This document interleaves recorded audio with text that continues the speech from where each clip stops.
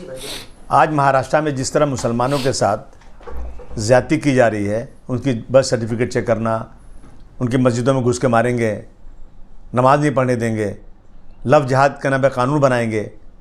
एक तो नीतीश राणे, दूसरे जो हैं किरीट सोमैया, इन लोगों ने ये तय कर लिया है कि मुसलमानों को कहीं न कहीं से परेशान करना है। मालेगांव में जा कर के कि वहाँ पर रोहिंग्या और जो है बांग्लादेश के लोग बहुत ज़्यादा हैं, गलत सर्टिफिकेट बन रही है, वहाँ SIT बन गई, जबकि कोई ऐसी चीज़ है ही नहीं।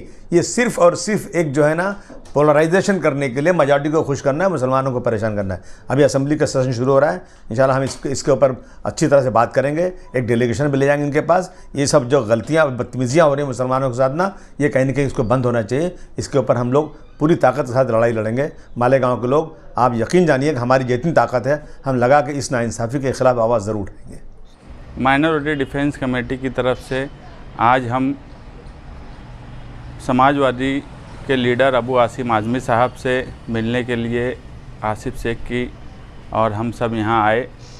हमने उनसे कहा कि 3 मार्च से जो असेंबली अजलास शुरू होने वाला है, तो उसमें वो मालेगांव में जो मसाइल हैं SIT बनने के बाद से, और जो लोगों पर FIR हुई, और ख़ास तौर से जो बच्चों के जन्म दाखिले के सवाल हैं, इन सब पर वो नुमाइंदगी करें।